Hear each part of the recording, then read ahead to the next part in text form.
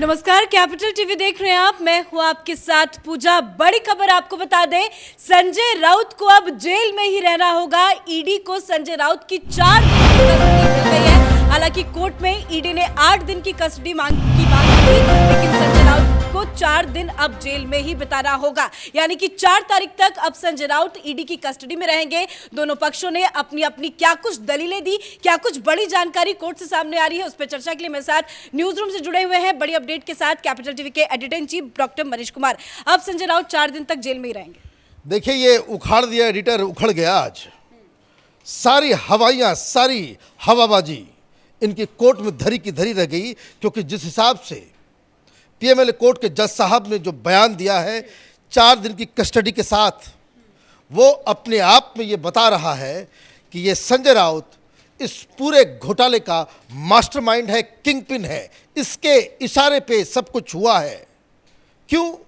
क्योंकि कोर्ट में जो दलील दी गई ईडी की तरफ से, वो यही दी गई कि ये जो प्रवीण राउत, जो इस कंपनी का जिसके जरिए ये सारा जो 47 एकड़ जमीन के डेवलपमेंट का जो मसला आया, जो पात्रा चौल को डेवलप करेंगे, उस कंपनी का तो सिर्फ नाम था, प्रवीण राउत तो सिर्फ चेहरा था। उसके पीछे की जो शक्ति, जिसके इशारे पे ये सब कुछ हुआ, वो कोई और नहीं बल्कि संजय राउत है। अब ईडी ने क्या क्या बात कही वहाँ पे? ईडी ने बताया कि देखिए, कुल मिलाकर के 1,60,00,000 रुपए प्रवीण राउत ने ट्रांसफ़र किए एक साल के अंदर। ये भी बताया कि हर महीने 2 लाख रुपए ऑनलाइन पेमेंट करता है ये प्रवीण राउत। भाई क्यों करते हो भाई? एक रासवा एमपी को क्या जरूरत है ये सबकी? और कोई 2-2 लाख रुपए आप दे रहे हो, वापस कुछ हो नहीं रहा। वन वे ट्रैफिक पैसे का जा रहा है। साथ ही साथ ईडी ने यह भी बताया कि हर साल ये संजय राउत साहब अपने पूरे परिवार के साथ विदेश के ट्रिप पे जाते हैं। सारा स्पॉन्सरशिप जो है, सारा पैसा जो है, ये प्रवीण राउत देता है। भाई क्यों देते हो? ये तो कह रहे थे कि भाई वेंडेटा पॉलिटिक्स है, हमने कुछ नहीं किया, हम लड़ेंगे। लड़ना तो दूर, अब बच पाना बड़ा मुश्किल है, क्योंकि कोर्ट ने साफ साफ, अच्छा सबसे मजेदार बात, संजय राउत के वकील से पूछा गया कि भाई बताओ डिफेंस में, तो वो आर्गुमेंट ही शुरू करता है। कहता है कि देखिए भाई साहब, हम तो कोऑपरेट करेंगे। हमारे जो संजय राउत जी हैं, वो सांसद हैं, वो देश छोड़ के नहीं जाएंगे, वो कोऑपरेट करने के तैयार है। मतलब आप देखिए, जो बार बार कैपिटल टीवी हम जो कहते आ रहे हैं कि ये कैमरा देखते ही बाहुबली बन रहा है, हाथ के इशारे कर रहा है, और कोर्ट के सामने और ईडी अधिकारियों के सामने ये गिड़गिड़ाना शुरू कर दे रहा है। यही काम तो हुआ कोर्ट के अंदर। आप कह रहे हो कि हमारा जो सांसद है वो कहीं विदेश नहीं जाएगा, कोऑपरेट करने के लिए तैयार है, और हिरासत में तो मुझे अरेस्ट तो आधी रात में किया गया हमें, लेकिन हमारी आज़ादी तो सवेरे 7 बजे छिन गई थी। अरे तुम करोगे घोटाला, तुम आज़ादी की तुम्हारी चिंता है? वो ये कह रहे हैं कि भाई हाउस घर के अंदर घुस गए 7:30 बजे, बड़ा अन्याय ईडी कर रही है। तो ये हवाबाजी करने से, ये जो टेबल पे बैठ कर के रोज़ जो 9 बजे ये नवाब मलिक और संजय राउत की जो आदत हो गई थी मीडिया में सुर्खियों में छाने का, भाषण देने का, वो कोर्ट में तो चलता नहीं है। कोर्ट में 4-5 पॉइंट बताए गए सीधे सीधे कि 2 लाख रुपए हर महीना ऑनलाइन ट्रांसफ़र होता था। प्रवीण हर साल पूरे परिवार के लिए फॉरेन ट्रिप का स्पॉन्सरशिप करता था। प्रवीण राउत को जो 112 करोड़ रुपए एसडीआई से मिले, उसमें वो पैसा लगातार वो संजय राउत को दे रहा था। 1.6 करोड़ संजय राउत को मिले।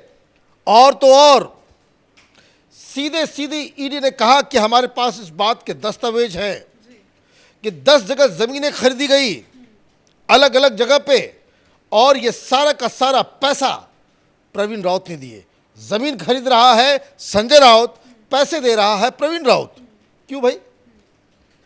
क्यों? वही सबसे बड़ा सवाल यही है कि क्यों संजय राउत के अकाउंट में पैसे? मतलब है कि ये प्रवीण राउत सिर्फ एक चेहरा है, एक फेस है, बाकी वो काम कर रहा है संजय राउत के लिए। अब जमीन खरीदी गई और उसमें पैसे दिए गए। पैसे भी कैसे में दिया गया? 70% जो पेमेंट इन जमीनों के लिए की गई है वो कैश में। यही पे वो नप्र है। ये जो मनी लॉन्ड्रिंग का जो केस हो रहा है वो इसी वजह से हो रहा है कि भाई ये बताओ भाई तुमने ये क्यों किया।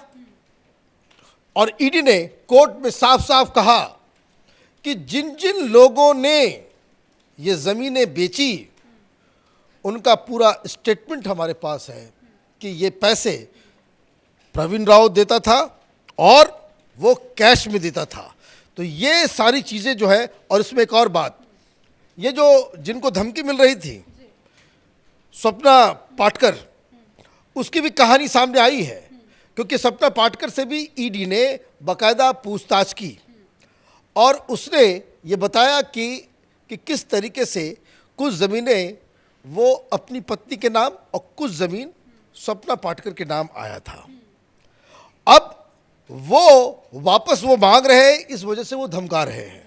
और उन्होंने बताया उस सारी पोल पट्टी सपना पाटकर ने ईडी के सामने खोल दी, सबूत भी दिए, जिस वजह से ये केस इतना, इसको कह सकते हैं कि दिन के उजाले की तरह साफ है कि संजय राउत इस केस में पूरी तरीके से फंस गए। अब ये वाधवान के साथ जो ऑलरेडी ब्लैक लिस्टेड लोग हैं, ऑलरेडी जेल के अंदर हैं, अब आप कितनी भी लीपापोती करो उससे कोई फर्क नहीं पड़ने वाला है, क्योंकि कोर्ट के अंदर संजय राउत के वकील एक भी कागज प्रस्तुत नहीं कर सके, एक भी ऐसी दलील प्रस्तुत नहीं कर सके कि जिसमें ईडी के जो दावे हैं उसको चैलेंज किया जा सके। 4-5 जो मेन जो उनका ये था कि ये शिकायत पुराना है। अरे भाई पुराना है, मर्डर पुराना है या कोई क्राइम पुराना है तो वो क्या इन्वेस्टिगेट नहीं होगा? इसके लिए आप जो है आप चाह रहे हो कि भाई उसको छोड़ दिया जाए। पहला आर्गुमेंट ही आपने दिया कि ये शिकायत पुराना है। दूसरा वो ये कह रही भाई ईडी जो है वो केंद्र के इशारे पे काम कर रही है, बीजेपी के इशारे पे काम कर रही है, क्योंकि राजनीतिक परिदृश्य राज्य का बदल गया है, सरकार बदल गई, इसलिए हमें तंग किया जा रहा है। मुझे तो समझ में नहीं आ रहा है कि वकालत इन लोगों ने किया है या नहीं किया है, कहाँ से फर्जी डिग्री उठा लिया। उद्धव ठाकरे भी प्रेस कॉन्फ्रेंस करके यही कह रहे हैं। अरे भाई मैं तो उद्धव ठाकरे पे तो आऊंगा, लेकिन ये कह रहे भाई फिशिंग इन्वेस्टिगेशन है। भाई आपके ऊपर चार्जेस लगे, पैसे लिए हैं हाँ या नहीं, आपको ये बताना पड़ेगा कि ईडी ने आपके सामने कोर्ट को, जज को वो बता रहे कि फॉरेन ट्रिप जो है स्पॉन्सर करता था प्रवीण राउत, आप कहिए कि नहीं ये है टिकट और ये हमने दिए हैं पैसे, ये हमने कमाया, ये हमने खर्च किए। कोर्ट कह रही है कि भाई 2 लाख रुपए पर मंथ जो है वो अपने आप आ जा रहा था, ऑनलाइन ट्रांसफर हो रहा था, क्योंकि जज साहब ने क्या कहा कि जो बेनिफिशियरी है इस पूरे घोटाले का ये संजय राउत और उसका पूरा परिवार है। वो जो फ्लैट जो खरीदा गया वो सब के सब इस पाप की कमाई से किया गया। आपके पास कोई सबूत ही नहीं, आप कुछ बोलना ही नहीं चाह रहे, कुछ बताना ही नहीं चाह रहे, कुछ दिखाने। भाई कोर्ट के अंदर भाषण थोड़ी चलता, ये राज्यसभा लोकसभा थोड़ी है, ये स्पॉन्सर्ड प्रेस कॉन्फ्रेंस नहीं है ना कि एनडीटीवी के पत्रकार को बुला लो, कुछ भी बोल दो, एजेंडा चला दो। कोर्ट के अंदर तो आपको कागज दिखाने पड़ेंगे, दलील दिखानी होगी।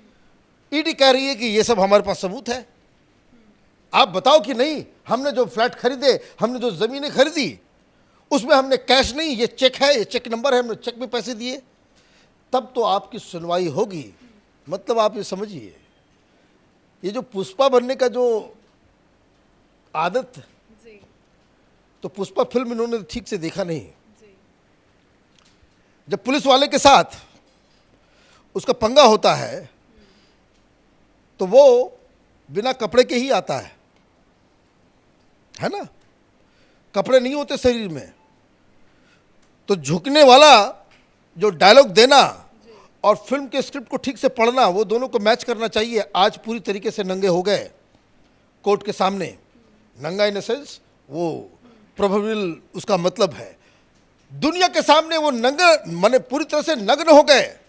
जज साहब ने कह दिया कि ये पाप की कमाई से फ्लैट खरीदा गया, जज साहब ने कह दिया कि इस पाप का हिस्सेदार है संजय राउत, और उद्धव ठाकरे उसको गोल्ड मेडल दे रहे हैं। क्यों बचा रहे हैं? घर जाते हैं, माता जी से मुलाकात करते हैं, प्रेस कॉन्फ्रेंस करते हैं, कह रहे हैं कि सब बीजेपी करवा रही है। अरे भाई यही इतना ही तो अगर राजनीति समझ में आती उद्धव ठाकरे जी को तो आज ये हालत नहीं होती।